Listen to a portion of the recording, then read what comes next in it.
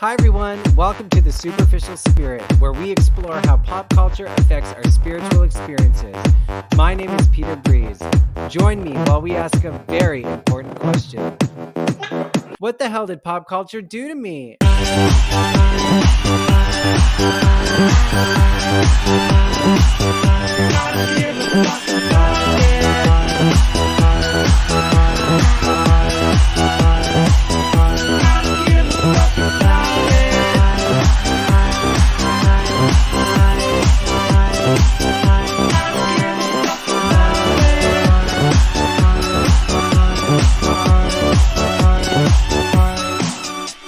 Hi everyone, welcome to The Superficial Spirit. I missed you. Thank you so much for joining me again on this crazy motherfucking journey.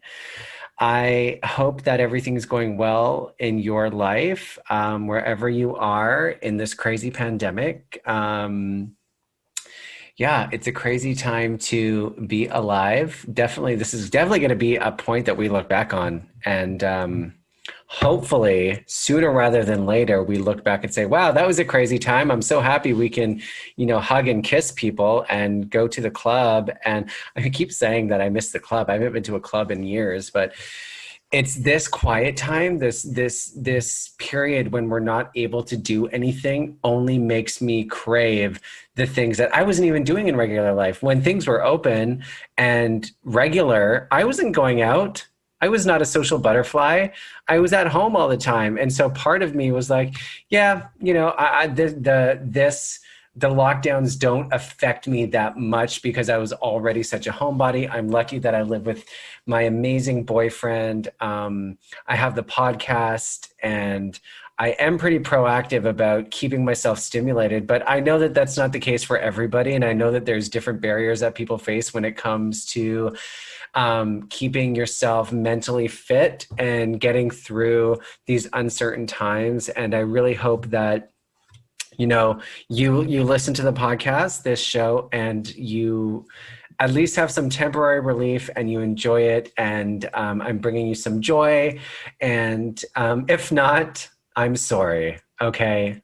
I am so fucking sorry. You can start your own show if you don't like mine. I'm really excited because, I've talked about this before on the show that my goal was only to have 100 listeners a week. I've really been burned by the big dreams. And I'm not saying that I don't dream big anymore, but when I started the podcast, I really wanted to manage my expectations. I did not want to go in with the expectation that I would be listening, that thousands and millions of people would be listening to me, because I knew chances are that wasn't going to happen. And if it did, it wouldn't happen for a long time. And so it was the first time I've done a creative project where I'm like, let me go into it with some detachment from outcome. It was birthed because I was bored at home in quarantine and I had no job. And now that I have a job, and now that, things are normal in that sense, even though we are in another lockdown, I'm continuing it because it's so creatively satisfying. And I still feel like I'm not as focused on the outcome as I have been in the past when I pursue creative projects, which has been a huge relief for me because I've started and stopped many things in my life because I didn't get the results I wanted instantly. And with the podcast, 100 listeners a week was what I was going for. I got that within, pretty quickly. And these past couple of weeks, I've doubled that. I haven't completely, but like this morning, I think I had 170 listeners this week, and I just passed 2,000 listeners in total. So my subscribers are going up. I haven't checked the total amount. But I'm really honestly so grateful that you are listening and that you keep coming back. Then my stats show that 100% of people who listen come back the next week. And so it's so exciting. And I just want you to enjoy it as much as I do. So thank you. Thank you. Thank you. Thank you. Please tell your friends about it. Tell your family. If you don't like the show, then tell someone you hate and I'll annoy them instead of you. No, but honestly, thank you for listening. Today I am talking to a fucking legend. When Drag Race first started, it was interesting as a gay person because I had been around drag queens for so long. It was always a part of nightlife and something that I saw on a weekly basis, if not more. And so when Drag Race came on TV, it kind of brought this thing that was only for a small, like our community, which is a small community compared to like the mainstream community. Drag was very much underground. And even in the in queer culture, drag queens were on the peripheral. You know, they were the voices, they were the leaders, yes, but they were not celebrated and commodified in the same way that they are now. And now that Drag Race is on TV, drag has been changing so much. And I think the drag in nightlife is changing so much too. And because of social media, drag queens don't necessarily need to come up in the drag scene in clubs. They can create huge online followings and skip that social part. I mean, social media is social, but when I was growing up and when I was in the clubs, you know, drag queens had to work a long time to get their own show. And, you know, you had to find a drag queen to mentor you that would bring you up and help you with your makeup, help you with your hair, book you without being paid. But now, you know, you can get your own show. You can go out on Thursday, your first time in drag, and by Sunday have your own show. And I think there is a lot of amazing qualities to that, because I think the more opportunities queer artists have, the better. And Drag Race has opened a lot of doors. But it also, I feel like, has changed the way we celebrate drag, because there are a lot of drag queens that I know that are not on TV, that will never be on TV, that are better or at least comparable to these mega superstars that we're seeing coming out of America and now Canada's Drag Race. And one of those people is my next guest, Carlotta.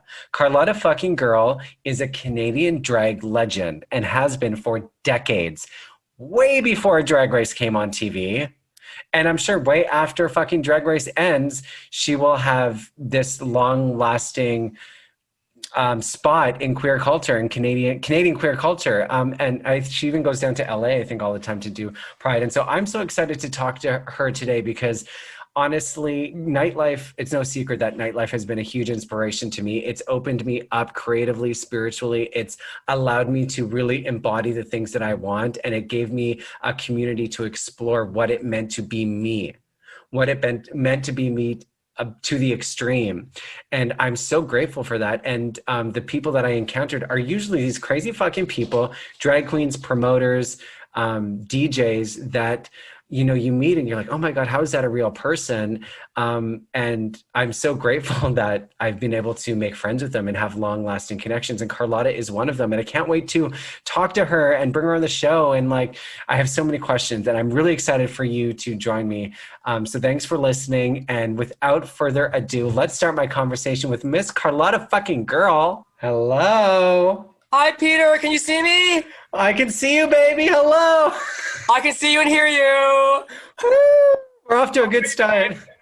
Look at my beautiful house of Gurl. It's very loud and over the top, just like me. I cannot believe in all my years in Vancouver, I never went to your fucking house. I'm so pissed off. And for many years, my place was a big party palace right around the corner from the Odyssey. You probably were there and didn't realize it. It was a good night then. Oh, a good morning as well, I'm sure. Hello. How are you? How are you? I'm great, baby. I'm working lots, keeping busy, trying to stay positive during these crazy, contentious times. Yeah. But doing the best I can. And you messaged me because you thought you were actually going to be performing at brunch today, and then they canceled it? Yes, after the latest announcement by Dr. Bonnie Henry with newer restrictions in place, we thought it was a good idea to not do the shows for a couple of weeks until things get better, safer, better time to return, which is fine, right? Yeah. What are you in a full lockdown right now in Vancouver? No, we're not quite in a full lockdown. Masks are mandatory. Okay. We are pretty much told to stay within our generalized bubble, not go to each other's houses, shy away from any sorts of social events, not do any non-essential travel. Very close to a lockdown, yes. Yeah, it sounds like it. We just, we're going into a full lockdown starting on Monday in Toronto. Wow. It's crazy. I mean, I was just saying to a friend, like, I don't mind it initially. I'm a homebody now. I wasn't in my 20s, but I am now. I remember, honey. I remember. Oh, the good old days. But you know, Good old days, girl. if this would have happened in 2009, honey, I'd be partying on the streets. I'd be partying at the beach. They wouldn't have been able to lock me in my house. If they put cement in front of my door, I would have thrown my Chain you body up, through it. girl. It wouldn't have worked. It would not have worked. I would have broken You would free. staple gun that mask to your mouth, girl, and tied your hands behind your back, girl. And even then, you'd have pulled a full-on Peter Breeze and cut loose, girl. Oh my God. Yeah. I feel for like people who are really connected to nightlife still, because Yes. it's not easy It's when you're that difficult. It's personality and you have to sit at home. Yeah. And a lot of people who are like event promoters and people involved with the clubs and putting on different events and parties have been hurt a lot by this for sure. Yeah. And we had to think outside the box, do a lot more virtual events, Zoom events. I've been hard to do quite a few little Christmas online Zoom parties. And let me tell you, it's quite a feat trying to fit Carlotta Gurl in this little space right here behind me. I even managed to do a cartwheel once and didn't break my leg for once in this little tiny space. So, I mean, you my God. sort of manage to shift your mind to fit yourself into this little tiny space to perform for people, right? So. Because you've been performing for so long, but did you ever think that you would be performing on Zoom? No, Yeah. not to this degree. No. I think we're all a little shell-shocked by the recent events. We are in unprecedented times for sure. This has never happened before in our lifetime. So Yeah. we're all getting used to it and learning how to adapt. Yeah. Like I said, it was nice getting back to doing some shows at the Junction, some really nice, very secure, safe, socially distant shows. They had all this COVID secure procedures in place, so we were doing very well with that. We had some people come in, and people wore their masks until they sat down, and then when they got up, they wore their mask again. And the stage was all cordoned off. It was very safely and well done, I must say. And of course, when I went around and talked to people, I made sure I had my shield on the whole time. I didn't approach the table. It was very unlike Carlotta normally. It was always Seriously. like, hey, Yeah. But these are the things you have to do now.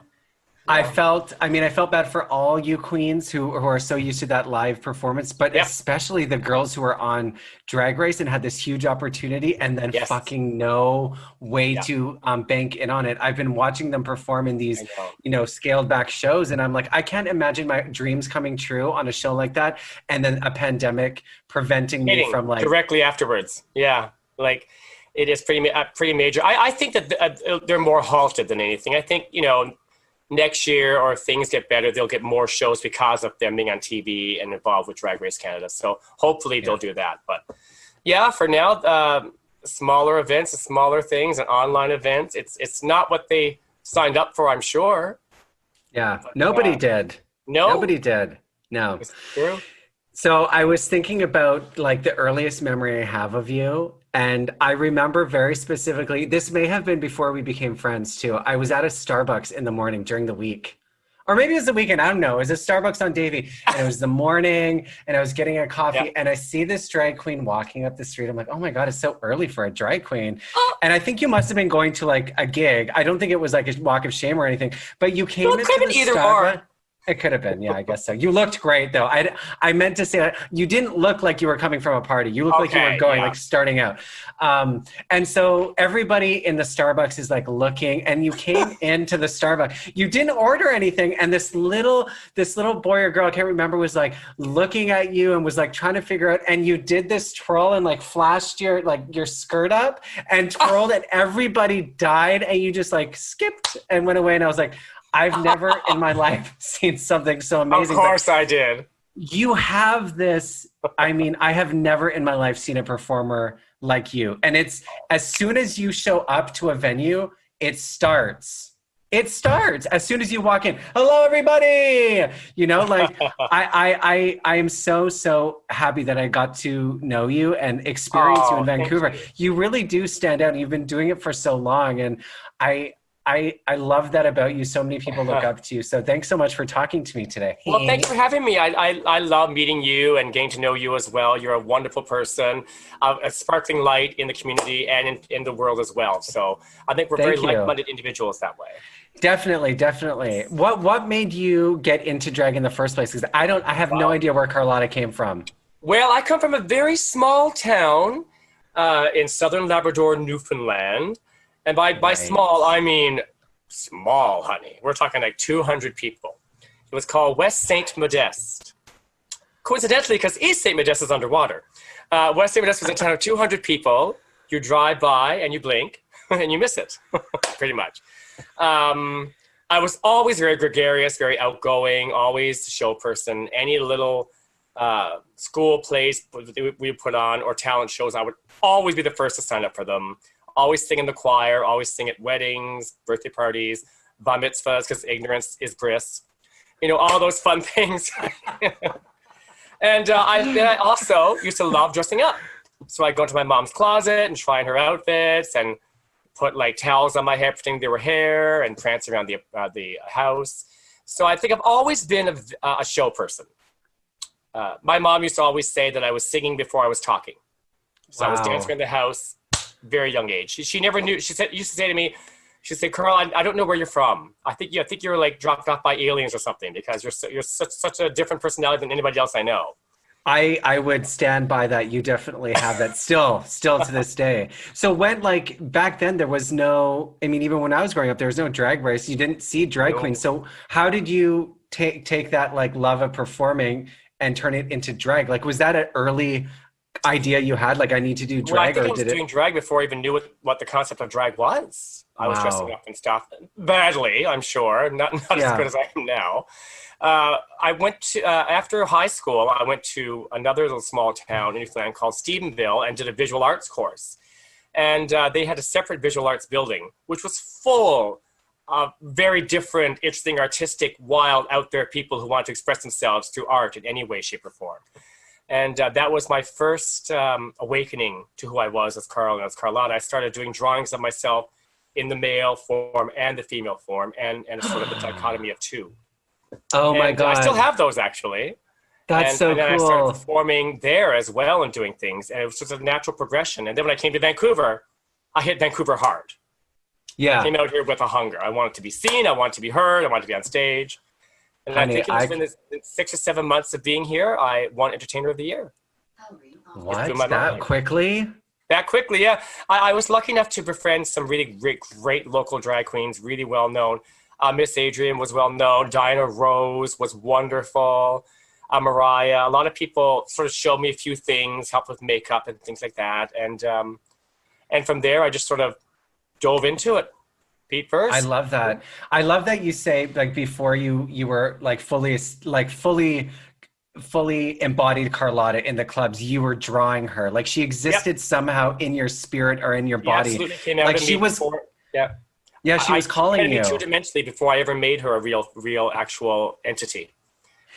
Do you feel like can you describe that a little bit more? Like, when you were drawing her, were you like, this is who I'm going to become? Or was it just... I didn't even know. It was such an adventurous time. It's such an awakening time, because I didn't know where I was going with it and who I was, as everybody else was at that same period of time in that same little visual arts building. We would spend 8 o'clock in the morning there till 10 o'clock at night, till they closed the building down. All of us would. And we'd sit around and chat and draw and sing and dance and do all kinds of crazy things, because it was not just a place where you did your art, it was a place where you learned who you were as a person. So I was very lucky to have that. And and Carlotta, I didn't even call her Carlotta at the time. That didn't come until much later. It was like in Vancouver. It was just this extension of myself as Carl. And I was drawing her in different.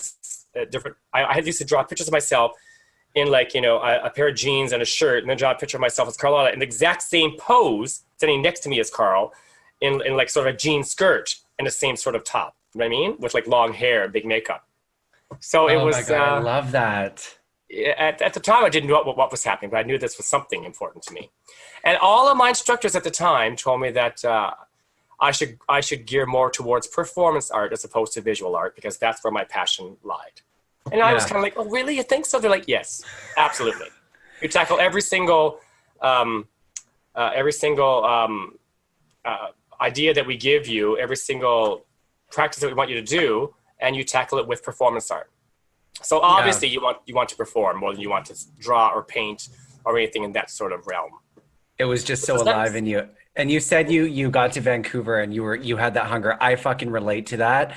Yeah. I wanted to be a star so bad. And I when I came to Vancouver, I felt like I could eat it in one scoop. I was so Oh, like, oh my God. I and like going to the clubs was a high because they were, I mean, compared to Calgary, there were so many options. There were so many yes. people. There were so many drag queens. There were so many DJs. And I loved it so much, and I loved being able to explore who I was and push my identity to an extreme and see how Absolutely. people related to that. So, like for me, I was definitely driven by attention. Like I wanted to be famous. Did you have Hmm. that too? Completely.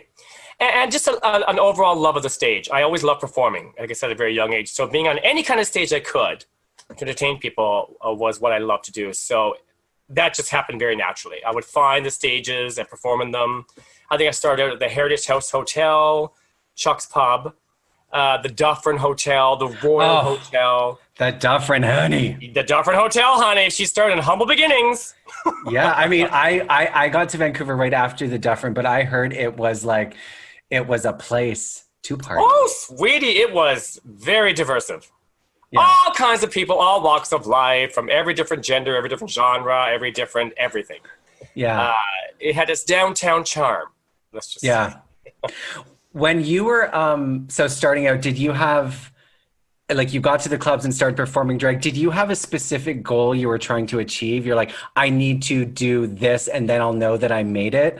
Or were you just loving the performing? Because when I look at you, honestly, what I'm so impressed by is the longevity and the momentum. Like how the fuck you are able to stay in the club scene for that long and stay relevant, continue to be booked and entertain people is so impressive. I did it for 2 years and I was fucking tired, burnt out. I had to leave. So I'm so curious how you managed to stay inspired by big gigs, small gigs, the changing and rotating doors of nightlife, promoters coming in and out, bars closing, young kids coming up and then leaving. Like, how do you stay so connected? Well, I always think about those times when I first started in the early '90s. I sort of felt like I was swimming with the tide, moving with the tide, ebbing and flowing up and down in different scenes and different genres and different things that were happening in the club scene all through. And I was able to endear myself to a lot of different people, to club promoters, to other queens, to corporate people hiring me for different things. I was always able to talk to people and had a good sense of how to reach people and sort of get in there. And yeah, and I was just also coming from such a small town. I wanted to explore everything. I wanted to see it all. There was nothing that I was afraid to do. I was a daredevil. I want to try that. I want to try this. I want to try that. I want to do this show. I want to do that show. I don't care if it's a big sex show. I want to try it. I don't care if it's like a dominatrix show. I want to get in there somehow. So I never shied away from anything. I've always been very brave that way with going for it. Did you Whether I didn't get it or not, I would still go for it. I think I've And do you always been that find, way. yeah, I mean, being open and adaptable opens doors because Hmm. when you're not limiting yourself, then you can do anything. Did Yes. you find that the drag community back then in the club scene was welcoming to you and that was easy for you to do that? They didn't know how to accept me at first. As the drag scene then I found was all more about big glamour, almost like, big boas, big gowns, a lot of beats. And I came in with not a lot of money and none of that stuff. And I was sort of like, I have a little, short skirt and a little tiny top. And I do sort of like dancey, crazy numbers and stuff around the stage. So I wasn't taken as the kind of queen who would like stand out in the first place. And then I started slowly getting things and garnering things and finding my own personality and who I was as a performer. And then I started making waves, yeah, in a very short Yeah, time, which was definitely. nice. Like, And is there, like I said, making friends with the right people and getting to know people and having a lot of different tutelage from different people. Getting to meet Joni and Justine Time and a lot of Willie Taylor was just an oh my amazing God. personality. I remember when I first did his show, I felt like, oh my God, I had arrived. Willie Taylor's show almost live at the Odyssey on Sunday nights. I Was just, remember. yeah, before even Feather Boa happened, it was Willie Taylor's show. And I felt just Uh, like, wow, this is so exciting being Willie Taylor's show. It was pretty incredible for me. You know what is so interesting is before Drag Race, that is how people experience drag. Like you had to go to the clubs, and drag queens were like the superstars of nightlife, and they were such a force. Like to go and see a show on a Sunday night was the only time you could really see drag. You had to go and find it. And now, even when I was coming up in Vancouver, the idea of a drag queen performing on a Saturday night in the middle of the club was like new. Like they were going to stop the music. Yeah. And so when I came up in the scene, it was starting to slowly move to like drag queens were becoming younger and hotter, and they weren't just showgirls anymore. They were like That's Britney, Kylie, you know, the younger, like you had that fresh energy. And then I like to think I was one of the first, close to one of the first in the scene who was really pushing that sort of a younger energy and shorter skirts and more dancier numbers and more younger type characters that I was accessing, right? I like to think I was one of the first who used to do that in the early 90s. And of course, the Venus kids came along and they revolutionized everything and stuff too, right? And did the whole fashion scene and hot, sexy waif-like girls and Kate Moss and stuff, you know, right? Yes. So that was lovely being a part of that as well. Yeah, so, I think I was one of the first queens who used to really push that sort of feeling, which was nice. And so back then you were like, you know, they had their established what they thought drag was, and you were coming up and you were changing it. And now that's kind of happening. Like if I think of drag in my time in the Vancouver nightlife, the one person I feel like changed was Jane Smoker, where it came out and I was like, this is so different. Yes, absolutely. It felt like such a new energy. And then that's so fresh. Yeah. And so fresh. How do you interpret new queens coming up? Does it ever intimidate you that maybe they're young and creative? Completely the opposite. I have my own, a lot of that time I had my show at the Junction, Absolutely Drag Us, for 9 years. And one of the biggest things I wanted to implement was hiring the best of the best talent around me from all different walks of life and genders and all different art forms. Drag kings, drag queens, drag things, he, she, they. So I wanted everything to encapsulate my show. And my perception was, and my goal still is, I always believe this, is that if I have better, stronger performers around me, it'll make me that much better and my show that much stronger. I've never worried about having someone in the show who was better than I was. Wow. Which was very rare, but still. Yeah, I was going to say, I've never seen it. In the first place. But I would never shy away saying, oh, that person's so amazing, they're going to take the show. I wanted that person to take the show because the next day, they're going to say, that person in Carlotta's show was absolutely stupendous and amazing and incredible. So I always thought in terms of that. I always thought I have a great talent for finding these amazing people and putting them in my show and giving them a stage to perform on. So I think I'll always have that feeling for sure. Not being intimidated by what is new and fresh is a huge being inspired by it, utilizing it. Yes, welcoming it and letting it fuel you. Yeah, it's a lot of people. I struggled with that of feeling like somebody was doing something similar and being really intimidated and insecure and not being able to stand on my. Even though I knew I was something special, it was really hard to share the space sometimes because nightlife is fast. It's fucking like in and out. And you have to stay grounded. And that's something I struggle with, staying grounded, because when people start celebrating you and you become the moment, it's intoxicating. Oh my God. I remember at the height of my stardom, one of the heights of my stardom, I think it was like probably late 90s, just before I ran for Empress, I was the party girl, honey. Carlotta Gurl had shows every single night of the week, just about, at every single venue, and different parties and private parties all over town. And I had to be at every single party after the bar was closed. I did not miss one. So I was basically morphing into this entity that was just out every single night and then getting up at like noon or 1 or 2, and then eating like a piece of pizza and going again and doing it. So I remember I had to stop that. I remember that was debilitating. And I had to stop that and move away for a while and calm down and then come back to it, right? So, but yeah, honey. What was that? Was it just the workload, or what about that kind of I know when I experienced that, there's no regulation. I just was not able to moderate myself. So it was always 100% all the time, 100% drinking, 100% drugs, 100% performing. Oh yeah. And then you burn out and you start losing a sense of reality. And that for me was what I need to draw the line. It was like, I can't keep up. Like I was literally felt like a fucking, I don't know, a cornflake. Like I was just so frail.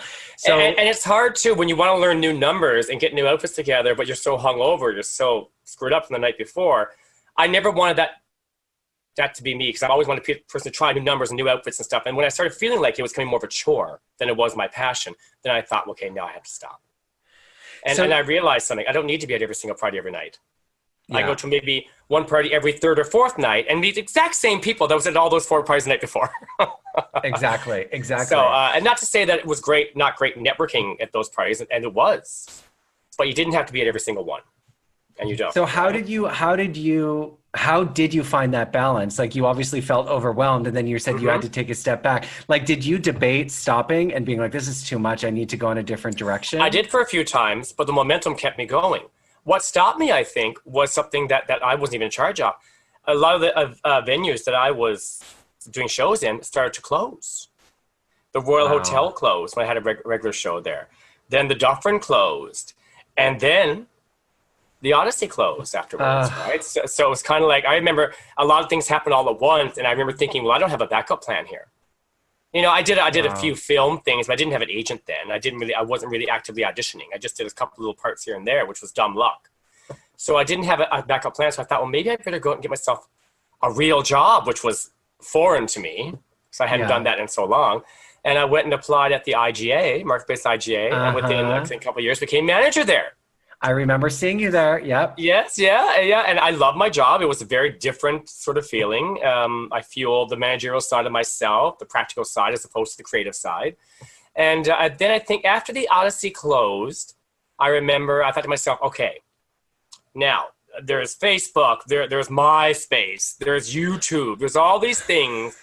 And you can see all the videos of me performing over the years. People are not going to want to see me perform again. So I just thought, you know what, after the Odyssey closed, I'll just take a little break.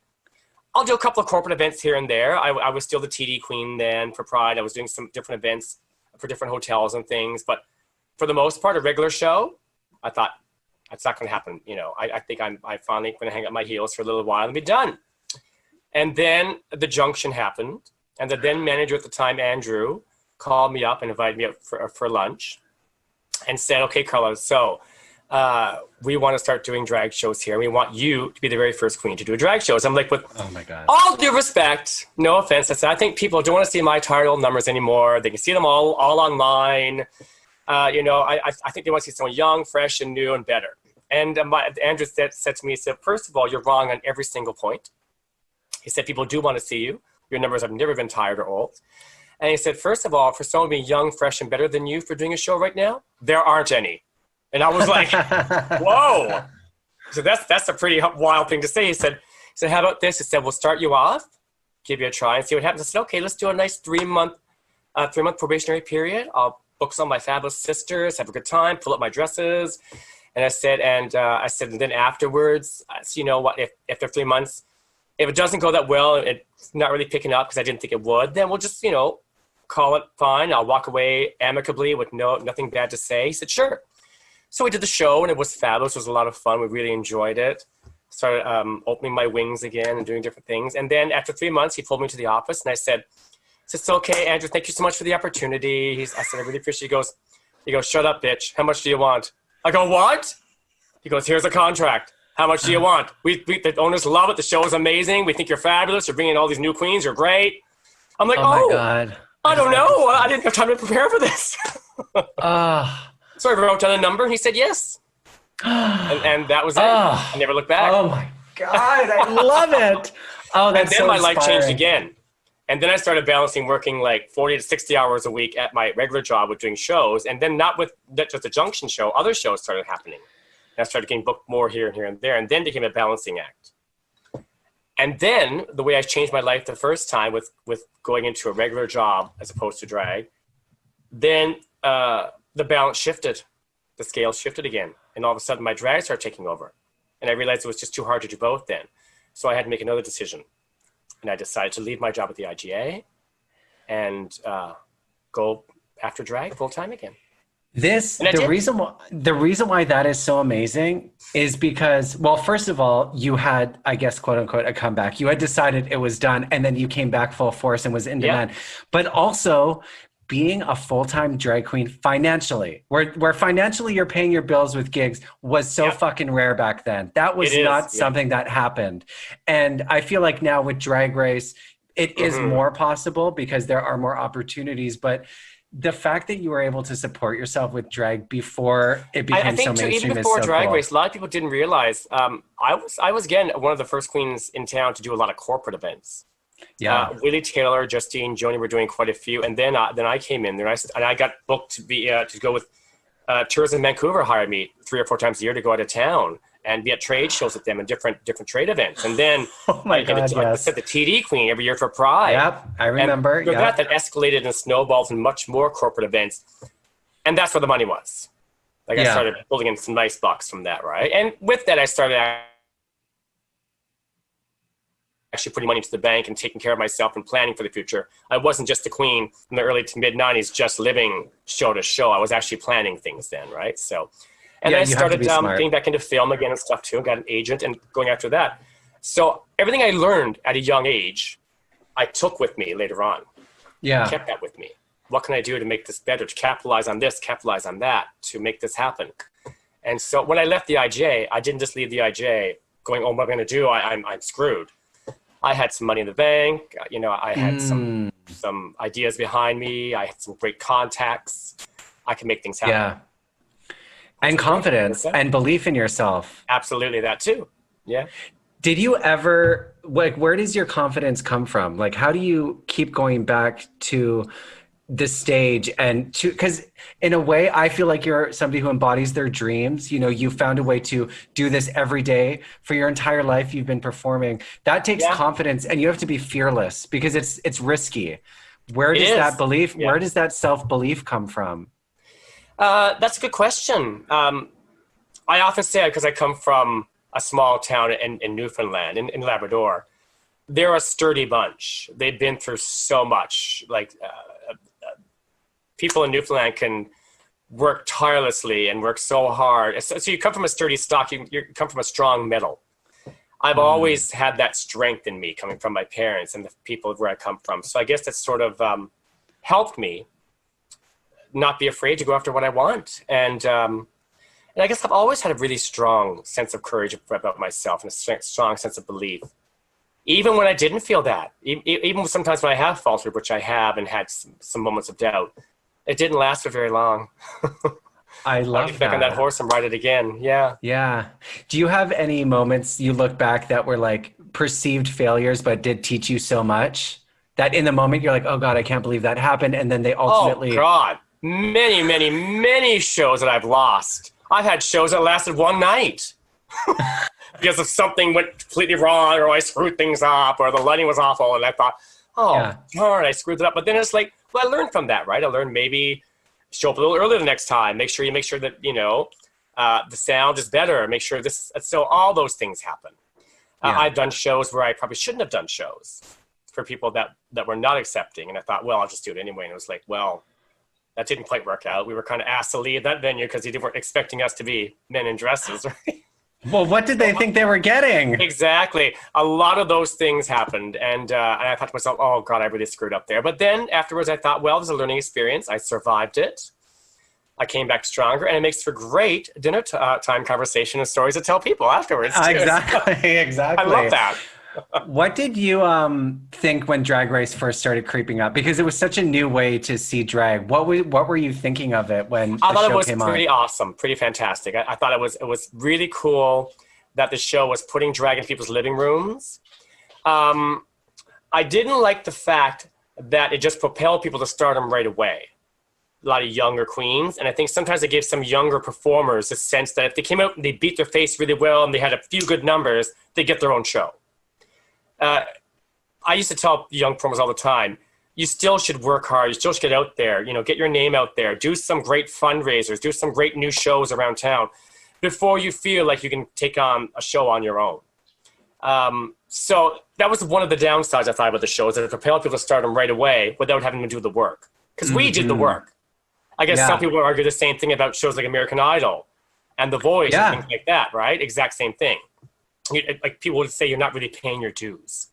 Oh, absolutely. Yeah, but in another sense, you know what? These queens went up there, and they gave it their all, and they kicked ass, and they got names for themselves and shows for themselves. So way to go! And through that, a lot more people got to see the art of drag, Yeah. which is wonderful. Yeah. Yeah, ultimately it opens doors, but it does it changes the journey of like It does. I want to be a drag queen too. I am a drag queen because Yes. what I in Calgary I thought I wanted to be a drag queen and I went to Nina Tron. Do you know Oh Nina? God.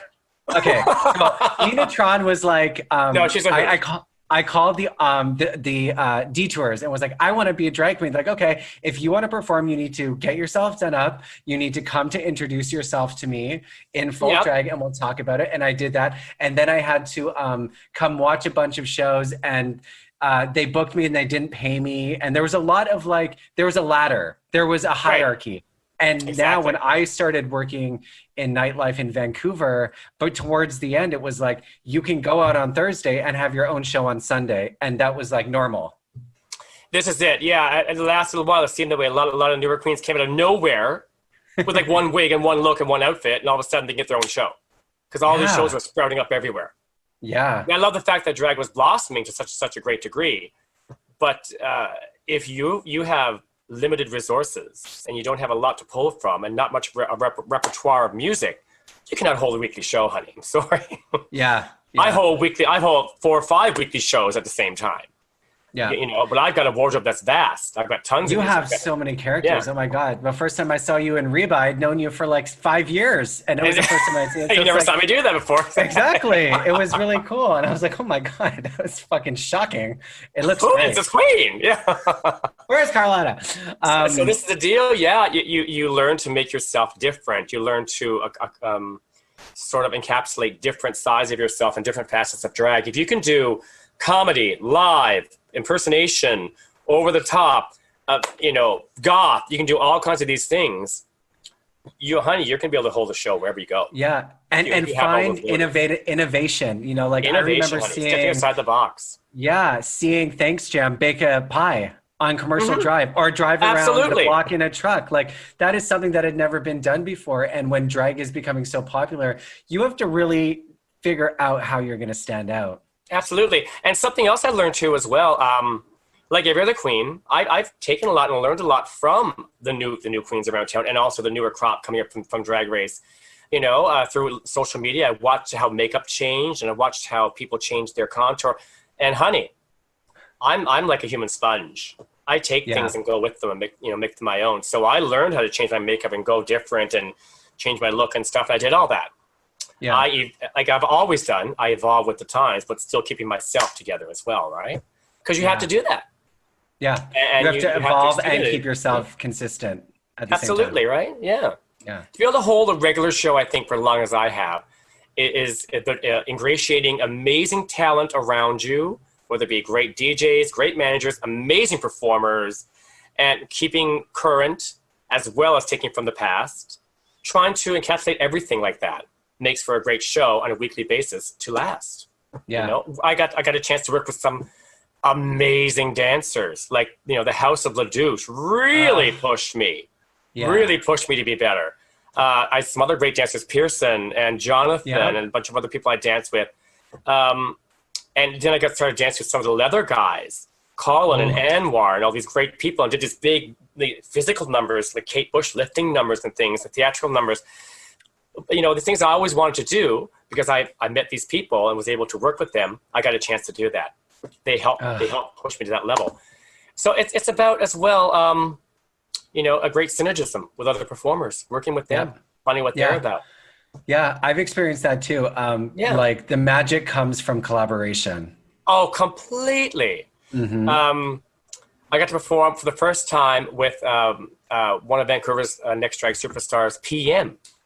Last year. PM, holy shit. Just amazing. And we got to do this really great sort of robotic type dance number, which was completely outside the grain for me. I've never done that before. And they pushed me to that limit. PM was like, Carlotta, you can do it. I know you can. I know you have it in you. And they were right. And we did it together, and it was phenomenal. I loved it. I love being able to challenge myself to do those different things. Yeah. So do you consider yourself a star? I don't know. I've never been immodest. I do think of myself as a bit of an icon in town, yeah. And what I love is when I hear a lot of people say, oh, the first show I've ever saw was Carlotta's. I hear that a lot or something, right? Or I remember this one note by Carlotta, which really stands out in my mind. I love that. So I like to think that the things I've done in town and out of town have made me sort of a star, I guess you'd say. Yeah. Icon. I like that. I think it's from the outside, what I see is a finesse, and it's like when it shines from the inside out. Like I say, you walk in and it starts, and there's that quality of like you can't really describe it. You just know when somebody has it, and you know I think that you do, and I think a lot of people would say. I think you do too, baby. Oh my God, absolutely. Both. Yeah, I thank you, and I think it's so cool to be able, like the concept of a star that not like for Drag Race, people are on TV. Superstars who are pop stars, they go on tour and the whole world knows them. But what I think is even cooler is the superstars that maybe not everybody knows. Like people across Canada know who you are, and you are a star and you live and breathe it. And it's not the fame that you see on TV, and it's not the fame in the magazines. The paparazzi aren't stalking you down the street, but that doesn't take away your star power, which is so fucking cool. And it's something I'm learning about myself. Like it's just a quality that I have, and you can be that without being a traditional celebrity. Yeah, absolutely. And what I love as well, I've always loved talking with people and getting to know them, especially at the shows. I remember there been several shows where a young girl or a young guy would come with their parents, bring them to the show and introduce me to them afterwards. And I'd be like, it's so great to meet you. 2 generations here at my show. I can't believe that. That's so amazing to me. And they've come back for that reason. I've had wedding proposals happen on my stage. Oh my God. I've had so many crazy things happen, and they chose my show and to be with me to do that. It's pretty mind-blowing. So I love the interaction with the people, and the people come out and see the shows and want to talk to you afterwards. I've never been the kind of queen who just comes in and wishes away and not want to talk to anybody. I guess now you kind of have to do that, though, don't you? I know, now I'm going to be the total opposite of that, and I can't talk to you, no. But I've always been a person, I'll arrive a half hour, an hour earlier before I even have to go on stage and just go around and talk to people and say, hello, how's it going? It's great to have you here. Thank you so much. It's going to be a phenomenal night. And before we even get on the stage, then you've already won half of them over. Yeah, totally. Yeah, you have to. Feeling. It's the humanity, right? The human being behind the spectacle. Totally. And it's not easy to make yourself a cartoon character, essentially, and also connect an emotional level to people. That's exactly right. Yeah. Like, I love showing up and chatting with people. I never want to be the mysterious, the big mystery surprise, unless they book me for that. But even then afterwards, I want to go around and chat with people and say, hello, how's it going, right? Yeah. It's a wonderful feeling to get to know the faces out there in the audience who want to come to your show, who want to see you. There's a quality of drag that feels mystical because you're evoking something that isn't real and you're embodying it. You're transforming yourself physically, but also energetically. And to me, that's like it's a kind of magic where you're channeling this energy the way you used to draw Carlotta before you embodied her. It's like when people do the Ouija board or when people go to psychics. It's the same kind of thing. Like you're calling the spirit from the spirit realm, bringing her out to the world. Totally, you're haunting Vancouver. I'm haunting Vancouver, girl, with my presence. Do you feel like there is a spiritual quality to drag? Oh, completely. I think every performer would tell you the exact same thing. When you're on stage and you're performing and you're really into the performance and the character and who you are, it transcends. It completely does. You're not yourself anymore. I've had several moments like that. And no, they weren't all just because I was on mind-altering substances at the time. A lot of the times it was the music, the experience, the joy of being on that stage propels you to a higher sense of yourself. It's pretty wonderful. It's a pretty amazing feeling. It will always be the highest high I've ever had in my life. Will always be performing. Yeah. I don't think I'll ever stop. Please don't. Please don't. I could be in a cola when I'm 80. If there's like a bunch of people outside want to see a show, there's a photographer or someone in the room, I will roll over and shave my legs, girl. She's ready. And that's how we'll bring you back. We'll be like, you got a gig, honey. I've often said, when I die, I don't want to be buried or cremated. I want to donate my body to cryogenics and be frozen, because then, 2,000 years later, I'll come back and still be the hottest bitch in town. I don't doubt that for a second. What do you think, like, with COVID is changing and Drag Race, like, so much is changing the way we interact with drag, and drag in itself is changing all the time. What do you have any predictions for, like, the future of drag and the future of nightlife? Well, I think it's going to change quite a bit. I don't know. I'm not sure if we're ever going to get back to the place where we be able to fit as many people as we can into a venue. Even if the vaccine works out, and hopefully it will, and times get much more safer, I'm not sure we'll ever have that huge amount of people come to see our show. I don't know. I hope so. Yeah. But I think things have changed quite a bit, and will be a change in the future. But I also believe that we beat a lot of things. We can beat this as well and come back stronger and better than ever. Yeah. So we'll evolve with it and become better, and the shows become better, and the huge events will be that much better. I do believe that. So yeah, this is robust. a test for us. This is a lot for us to take, but we can survive it. Yeah. And even though we'll be changed, we'll be better. If anything, we'll have a lot cleaner houses. We'll be a lot more sanitary in the future. We won't take those things for granted. We're a lot more careful with how we handle ourselves and stuff like that. So those are good things, really, in the long run. Yeah.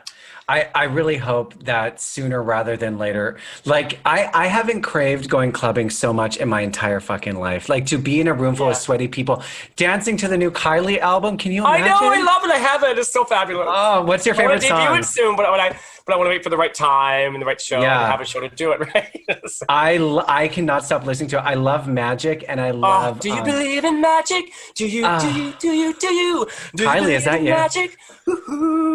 I know, it's so great. It's infectious. The whole what a great time. The album is really good, right? It just gets into your so body. Glad that she released it now. Like, we needed perfect that. Time to do it too, right? Yeah. Yes.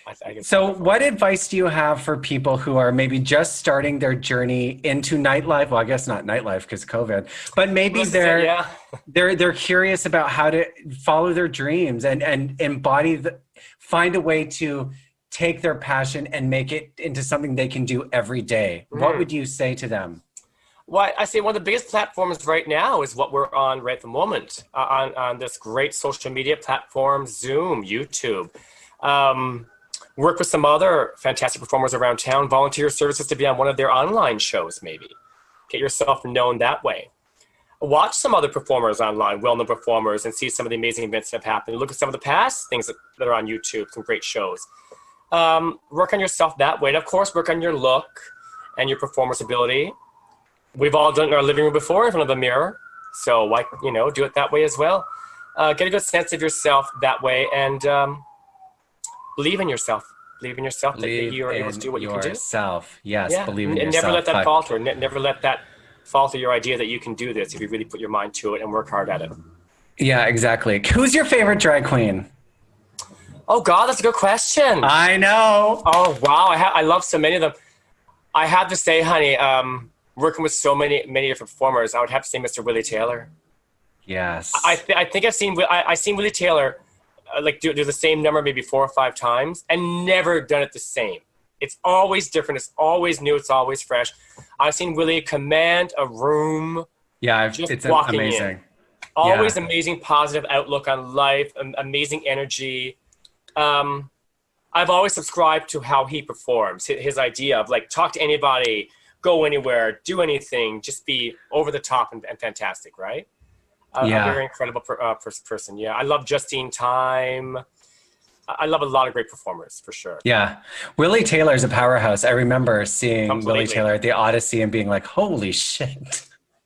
Oh, crazy. Amazing, yeah, right? Amazing. Like, you cannot turn away from Willie Taylor when she's on stage. You cannot. Yeah, she compels you to watch her. Right? Yeah, it's amazing. I feel like you're that way too. It's a good thing you two are connected. Yeah. Well, thank you so much, Miss Carlotta. Thank you so much, Peter. I really enjoyed talking to you. Yeah, ditto. It's so nice to see you, and I hope I get to come to Vancouver soon. I'm going to come over to your house and we'll have a kiki. Absolutely. And when it's safer and stuff, we'll have a little dinner get together at my house. I have a beautiful big apartment, as you can clearly see, a nice dining room table and chairs. Oh I have my dinner parties over here. I haven't had in a while. But in the future, we'll have some great dinner get-togethers. You and your lovely hubby should come over here and have dinner with me one night. We'll have some yes, for sure. Yep, honey, I'll be there. I cannot wait to see you again in real life. Thank you so much. Thank you, Peter. And everybody out there, keep living your dream. And We're going to beat COVID. Just keep wearing your mask, keep being safe, keep following the rules, the guidelines, and we will come back stronger and better and more fabulous than ever. Yes, honey. Okay, I'll talk to you soon. Love you. Darlings.